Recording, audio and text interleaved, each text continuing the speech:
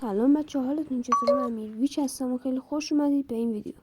بچه همونجوری که از تامینل ویدیو فهمیدید میخوام چند تا اتچمنت بهتون بدم. 5 تا یا فکر کنم 5 تا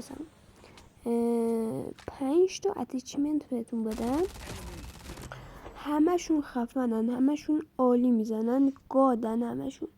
بچه حتما همشون استفاده بکنید، یعنی یه دونه بد توی این نداریم. البته چند تا ضعف دارن گانه ها، ولی انقدری که گانه ها قویان اصلا دیگه خیلی گنگه دیگه. من هیچی بهتون نمیگم، فقط شما تا آخر ویدیو ببینید. فقط یه نکته هم که هست، یکی از این اتچمنت ها برای حالا دوئل، حالا بهتون میگم چه گانی هستش.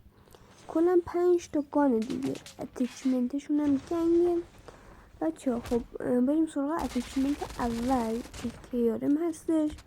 اون اتچمنت رو بهتون بدم، بعدم برم اتچمنت های دیگه. بچه اتچمنت کیارم که اینجا الان براتون میاد خیلی گنگه دیگه، با یه شات میندازه، از دور میندازه. حتما برید امتحانش کنید، با یه شات میندازه، خیلی گاده بچه ها. حالا دیگه فکر کن پرک بندازی روش چی میشه. خب دوستان، اتچمنت اول هم گرفتید، حالا بریم سراغ اتچمنت دوم که گان نیست جز اودن. اودن این اودینه که دارم میگم، یه تنها ضعفش اینه، ولی با 3 تا 4 تا تیر حداقل میندازه. 4 تا تیر 100% ها میندازه. خیلی ببین یه چیزیه که اصلا نمیشه با چی عوضش کرد، ولی ای کاش این ضعف رو نداشت که وقتی، حالا ضعفش هم اینه که وقتی ایم نمیگیری تیرا پخش میشن، پخش این ور اون ور میرن.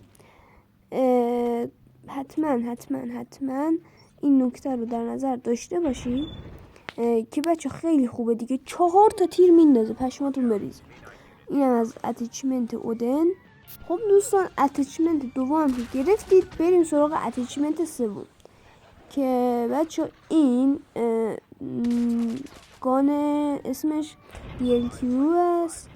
و بچه این که گفتم یه دونه گان برای مولتیه DLQه که بچه واقعا اسکوبش سر صدام ثانیه میاد، یعنی انقدر اسکوبش زود میاد بچه. اون وقت با یه تیر میندازه دیگه. 50-50 دیگه تو مولتی، 50-50 یا 70-30 انداختنش. ولی یه عیبی که داره برای مولتیه. حالا من برای بتل امتحانش نکردم، حالا شما امتحانش کنید، شاید خوب بودش. خب دوستان، اینم از اتچمنت سوم که DLQ بودش. حالا نوبتی هم باشه، نوبت M4 هستش که بچه واقعا برگ ریزون میزنه. من تو ویدیو قبلی هم اتچمنتشون رو بهتون دادم بچه، خیلی گاده. حالا برای اونا هم که M4 لجند دارن، رایگانه برای اونا خیلی بهتر هستش. و بچه ببین یه چیز میگم، یه چیز میشنوی، انقدری که این گان خوبه، یعنی بچه یه دونه یه ذره یه خورده میلیمتری هم حتی لگد نداره. اینم از M4، حتما بزنید و عشق کنید، خیلی گاده. خب دوستان، اینم از اتچمنت چهارم و بریم الان سراغ اتچمنت پنجم. گانی نیست جز پراتون بریز فنک. اینقدر که این فنک خوب نیست. چی میخواستم بگم؟ خواستم بگم خوبه فنک بچه. من حالا از یه دونه کانال آوردم، نمیدونم خوب باشه یا نه، شاید خوب باشه شاید بد باشه، ولی به نظر من الان که دارم نگاه میکنم به نظر من خوبه. حالا شما میخواید امتحان کنیدش بچه. من حدس میزنم که گانه اوکی باشه، گانه خیلی خوبی باشه. حالا دیگه بچه باید امتحان کنید دیگه، نمیشه بگیم امتحان کردیم بگیم خوبه یا خوب. اونم امتحان کنید، حتما شاید خوب باشه.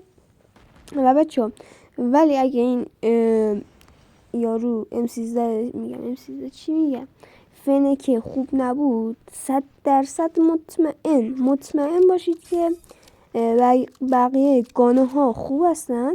مخصوصا اودن هم برای مولتی قشنگ میزنه هم برای بده. هر دوتاشون رو میتونید از اودن استفاده بکنید. ولی بچه توی مولتی با دو تا تیر میندازه، پشماتون بریزه. چه این بود از ویدیو. مرسی که تا آخر ویدیو نگاه کردید و تا ویدیوی بعدی خدافظ.